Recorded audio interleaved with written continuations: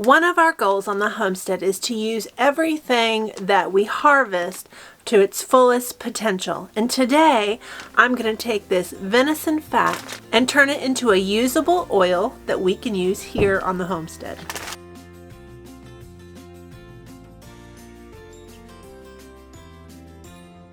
Hey friends, it's Barbara Sue at Kowalski Mountain and welcome back to our channel. Now this is our first full year on the homestead where we're living here full time, and so we're able to try some things that we've never tried before. Now we've been hunting here at Kowalski Mountain for years, but since we lived in Florida, we had to travel with all of our meat and all the excess things that we wanted to keep, and so we kept things kind of simple. But now that we're here on the homestead, we can utilize a lot more of the byproducts that typically get thrown away. Now the deer fat is definitely something that always ended up as a waste product. But this year, I'm going to take this deer fat and turn it into beautiful tallow for soap making. Now I'm lucky enough to have quite a bit of fat. Depending on the deer, you might have a lot of fat or you might not have any fat at all. And I have quite a bit. Now I've already chopped it all up just because it was kind of a time-consuming process to hand cut all of my venison fat. Now you can run your fat through your grinder and let your grinder do the work for you, but everything I read about it is it's a very messy process. And it kind of binds up the grinder and then you have to clean it. So I opted to go ahead and hand cut all of the fat. Now one of the real benefits to cutting all the fat up by hand is that you're much more aware of what's in it. When you're cutting up the fat, you want to be looking for glands because you want to remove that from your fat before you render it.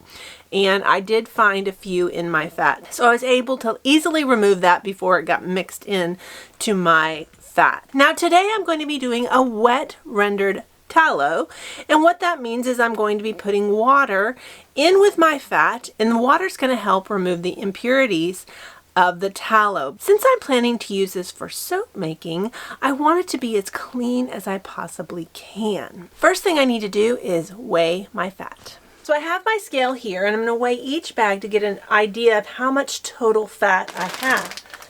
So this first bag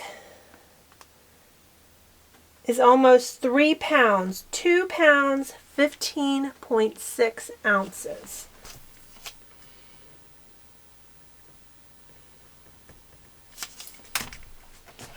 I'm going to go ahead and dump this in.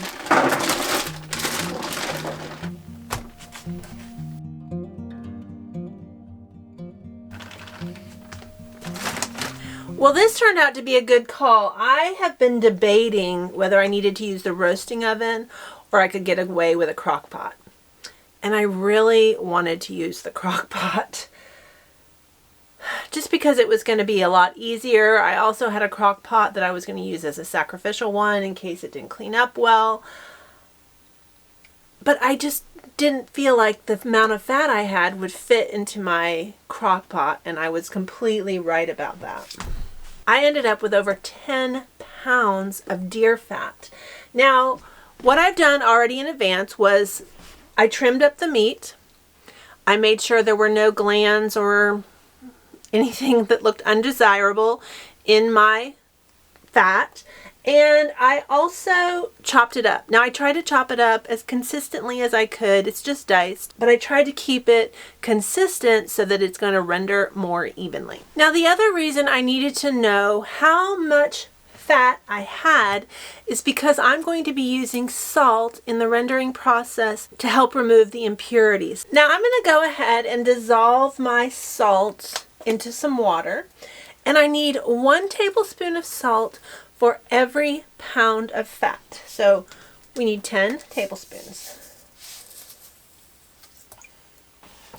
Now I'm not using any fancy salt. This is just a plain old iodized salt that wasn't expensive. I bought a lot of salt during 2020 just to make sure we had plenty on hand, and I'm trying to use up some of this salt.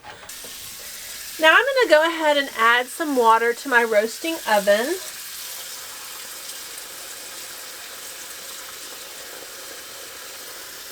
And the tutorials that I've been watching online have been kind of inconsistent.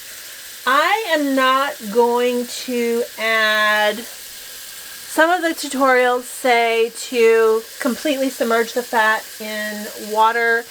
I'm not going to do that. There's a lot of fat in here. I'm going to do it maybe halfway.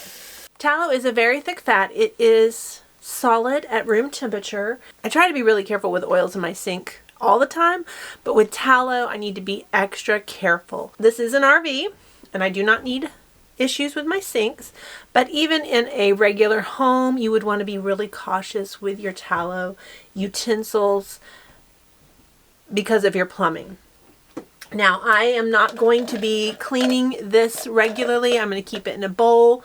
That way I have it close by.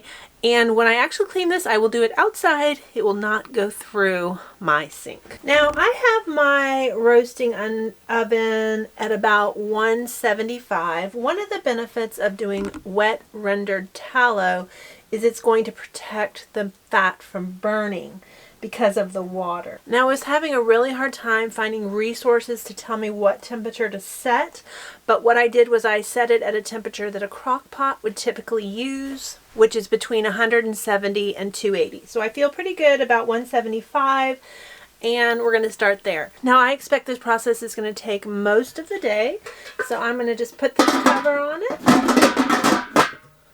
and keep my eye on it. Now, the tallow has been rendering about an hour. I just wanted to let you see how it's doing. It's already getting translucent.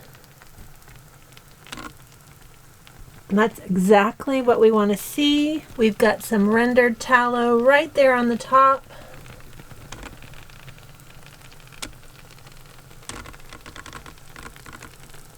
Now, I did turn this up to about 225. I guess I'm not very patient, so 225 it is. The tallow's been rendering for quite a while, and I think we're to the point where we're going to go ahead and use the immersion blender. Now, if I had run this through a grinder and it was a much finer fat particle, I would probably skip this step, but since my diced fat was a little bit larger, I am going to use the immersion blender to kind of blend it up a little bit.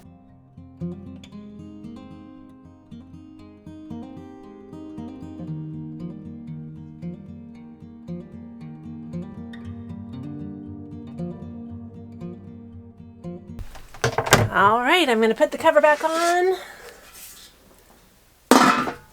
and let that render some more. Now, the tallow has been going most of the day, and I want to wrap this up for the evening. Now, I got out a large stock pot to filter the tallow and water in because we want that. We need the water and the tallow to separate, and we want it to do that in a pot where it's going to cool. Now, first we need to strain it, and Philip found my food mill, which I'm so excited because this is perfect for what we need to do today. So this is completely metal, and it has a cone here at the top, and I have a cone filter, and I've used clips to secure the filter so it won't slip down into the cone. Now, I do have some trivets on my countertop to protect it from the heat, and we're just going to start filtering this.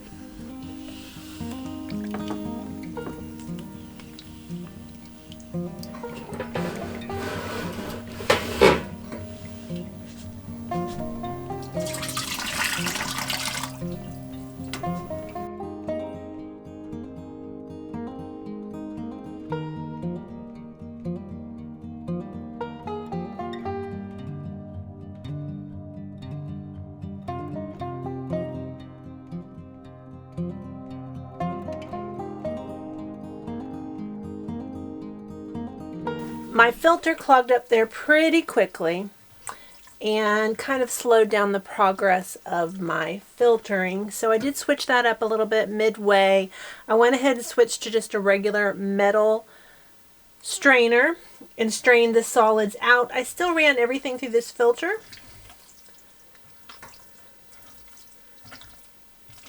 Now what's left in the mixture is some of the meats and impurities that were in the fat, and then there is some unrendered fat. Now I could have let this go on longer, but I didn't want to continue to drain the solar over the evening, so we have decided to call it and call it good. I'm not quite sure what I'll do with that. Maybe I'll see if the chickens will be interested, or maybe it'll just go into the compost. So now that this is strained, we're going to go ahead and let this cool. And tomorrow, after this has solidified, we are going to pull off the solid layer and see how the tallow looks. Depending on the clarity of the tallow will depend on if we're going to render it a second time to remove the impurities. And the only reason I would need to do that is because we're going to be using this for cosmetic purposes. But we will see what tomorrow brings. The tallow has hardened overnight. And now it's time to see how it came out. Now I just jostled some liquid around, but I want to show you how pretty the tallow looks.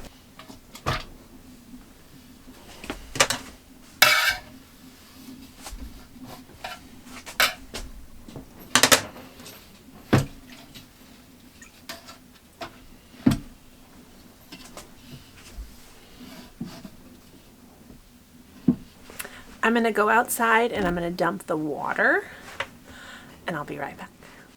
All right, let's see if we can get it out.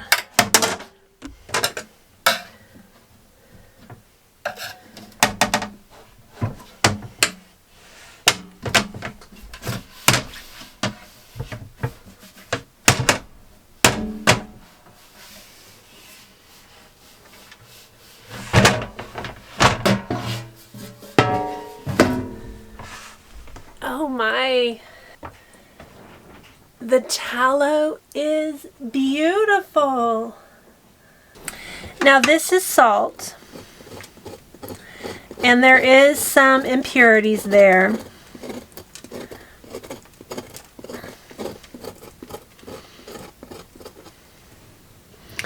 So I definitely want to do it again to see if we can get it even cleaner.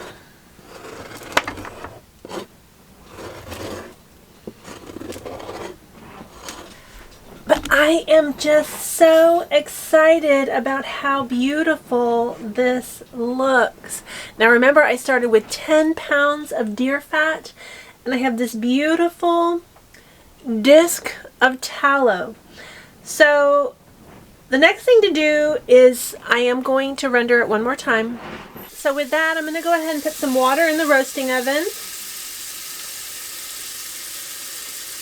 And get it heating up. Now I did settle on 225 as a temperature. That's pretty much where I left it. I was really happy with how it was working at that temperature. Now I'm going to add more salt. I'm going to stick with the 10 tablespoons I did previously. Alright, so we're going to let this melt and we'll strain it again.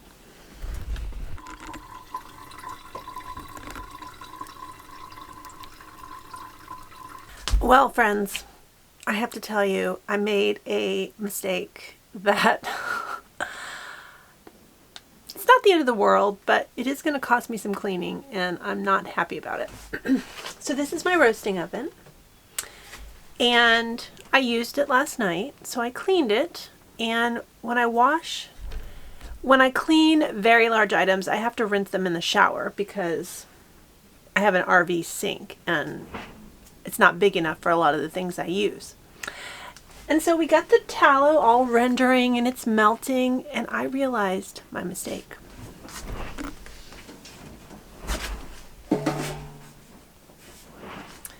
Here's the insert.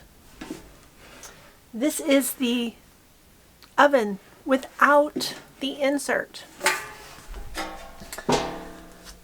Now it can be used that way, but I certainly don't prefer it, and it's going to be a pain to clean. But we're moving on. So what I did was I melted the tallow, and I did end up chopping it up a little bit. And then once it was completely melted, I let it render for an hour. And now we're ready to go ahead and strain it one more time. The worst thing about not having used the insert was I don't clean the inside of that very often. I mean, I wipe it down, but I don't clean it like I would the pot. So that's where my big mistake is. Now this time when I filter the tallow, I'm going to try to use a smaller pot. Previously I used the big pot because I wanted this to fit in it, because I really didn't know how much liquid I was going to have, and I didn't want to overwhelm this smaller pot, but I think we're going to be okay, so we're going to do it this way. Here we go.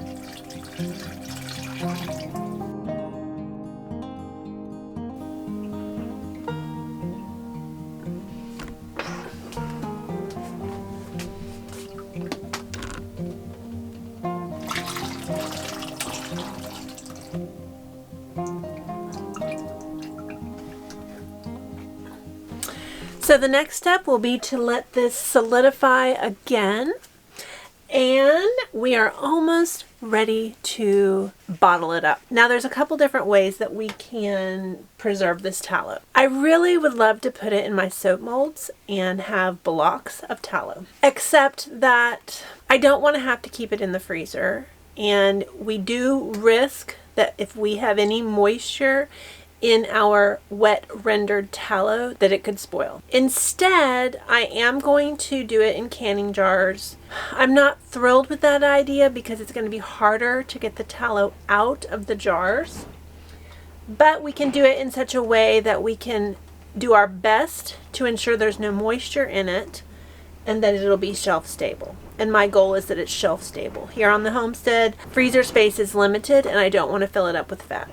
Alright, so let's let this solidify and we'll come back for one more final rendering. Now this is all the waste from the first rendering, and there's actually quite a bit of meat in here, which I was surprised because I thought that my fat was pretty clean, but this does not show that tail. Now there's still some tallow in here obviously, but I chunked this up. I'm going to put it in the freezer and I'm going to feed it to the chickens slowly. They obviously don't need all this at once, but I'm just going to give it to them slow and let them nibble away at it. Now the fun part, cleaning the roasting oven. The best part about it is I'm using it to heat the water, and hopefully it won't be too bad to clean up. We are to the final day of tallow rendering. Now, honestly, my tallow does smell a little, it smells a little deery. There's no other way to put that. And I could continue rendering it, try to get rid of the scent, but frankly, I'm not that worried about it. So this hardened overnight. So now we need to get it out of here, and we're going to do a final render. And our final render is going to be a dry render to remove any water that might be trapped inside this block of tallow. Now for the sake of finishing it, I'm going to have to break all the tallow up anyway, but I do want to try to get it out in a big piece for the ease of cleaning it. This is a very thick block of tallow.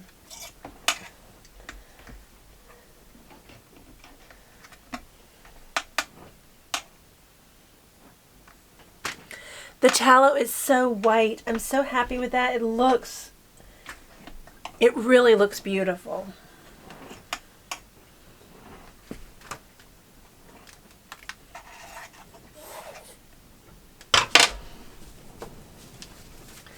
Alright, I'm going to do the same thing. I'm going to take this outside, try to dump the water out of it. Remember, I don't put that down my drain. I do not need drain issues. So let's get the water out and get this block out. Alright, so let's get it out of here.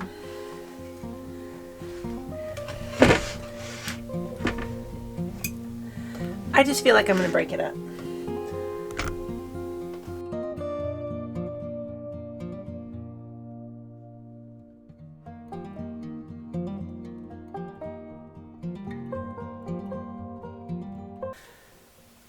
This looks gorgeous. That is so clean. Got a little bit of debris right here.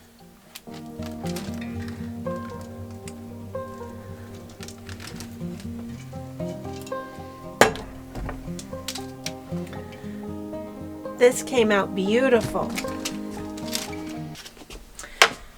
So this little bit of impurities, I'm going to scrape that off.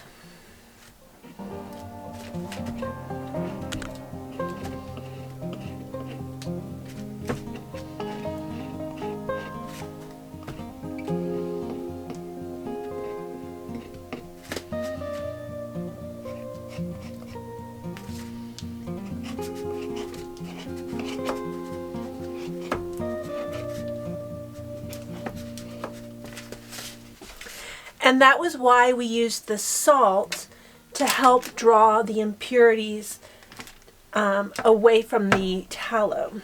Now this has a little bit more. Scrape that off.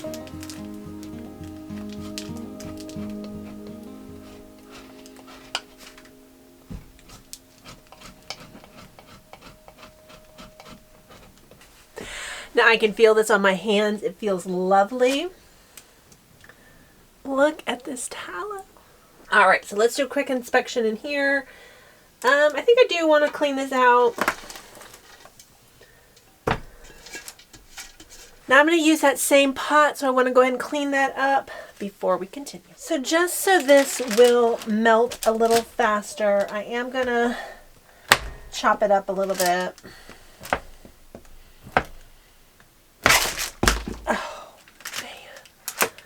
Look at how beautiful this tallow is. Someday, I will have a processing kitchen. I think we're going to call it the scullery. Is that the right word? Scullery?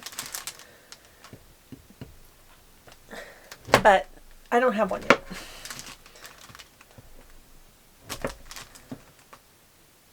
I am just so happy with this.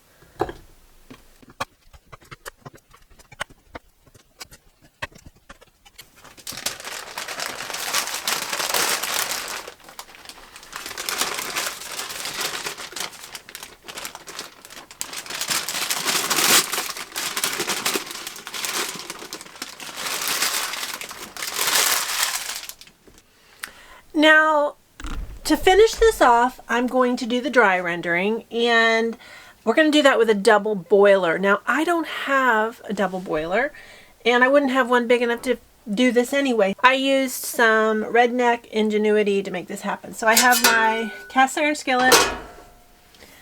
I have a rack from a pot, because we don't want to put it directly on the bottom.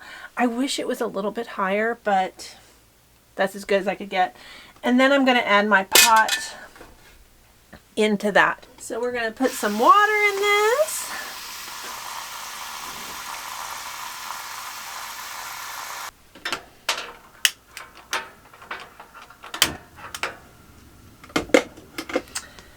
So I've got that going, and that's going to take a little bit longer to melt. I think I'll use the cover. That might help a little bit. And I'm only going to use the cover to get that heated up because I need to let the water escape. So any water that is trapped inside the tallow can cause it to go rancid. And I don't want that to happen. Once the tallow melts, any liquid in it is going to boil out. The tallow isn't going to boil. So once it stops bubbling, then we'll know it's done and we can jar it up.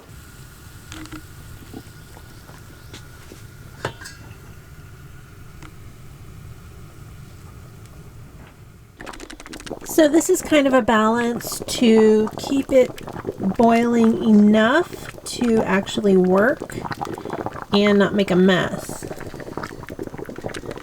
Now I think that the tallow is mostly melted. I see a little bit of chunk in there. So now we're just going to let this. So now we're just going to let that bubble out and get that water out of the tallow. All right, I think we are ready. So this has been bubbling. I've had to refill my double boiler to keep that in water. If I use a flashlight, I can see minimal bubbles. But I think it's not enough to keep using propane. So I'm going to go ahead and jar up my tallow. Now here's the system I have. I have a tray. And it has a towel on it to protect the tray and the counter. Then I have a piece of parchment paper because tallow is so messy. And then I have my canning funnel and I put a coffee filter in it. If you notice in there, there's like a little sheen, like almost like dust on top of the tallow. I want to remove that. And then I have a trivet for my big pot. So let's go ahead and get going. Now my jars are in the oven.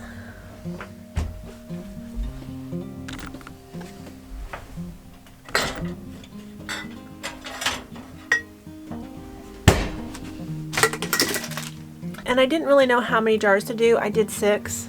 I don't think I'm going to need 6. Probably only 3.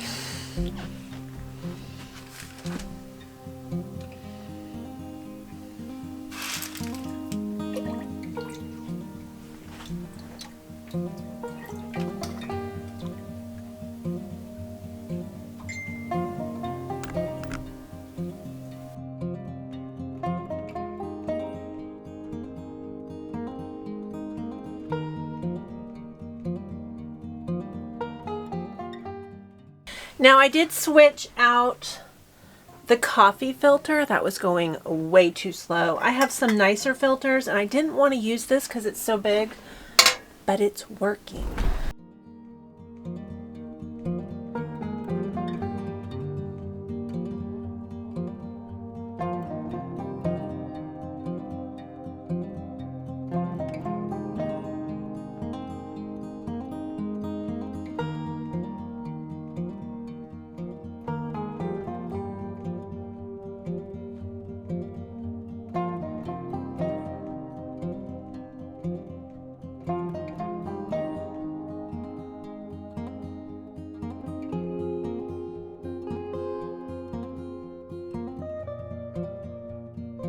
Got 3 1/4 quarts, and this is yellow right now, but don't worry, it's going to turn into that beautiful white creamy tallow. I am going to put this outside and I'm going to do one further thing to ensure there's no water in it. I'm going to tip them upside down and let them harden. Any water that remains in the tallow will end up near the lid and I can open it and I can dry it out. So that's my final step to try to make sure there's no moisture in my tallow to make it last as long as possible.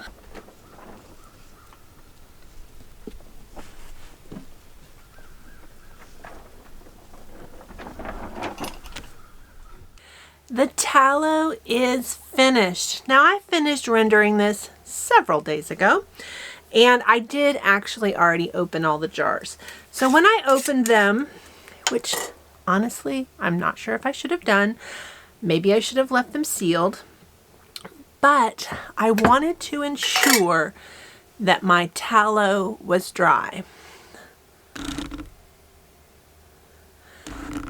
Now I am thrilled to tell you that with the 3 large jars, all of them were completely dry. There was no moisture in the top at all, which makes me feel like I have a nice dry tallow with no moisture in the fat. Now, pockets of moisture could cause my tallow to mold and to go bad. So I don't want any moisture in my tallow. But this is completely dry and looks lovely. Now, one of the main reasons I didn't want to put tallow into jars was because I'm going to have to chisel it out when I want it. And if you've ever worked with coconut oil, it's not fun. But unfortunately, this was the best way for me to store it and not have to put it into the freezer. Now this jar, my little leftover jar, did have a scant amount of water in it. Right here on the surface. Now I can tell from looking at it how far that is from the surface.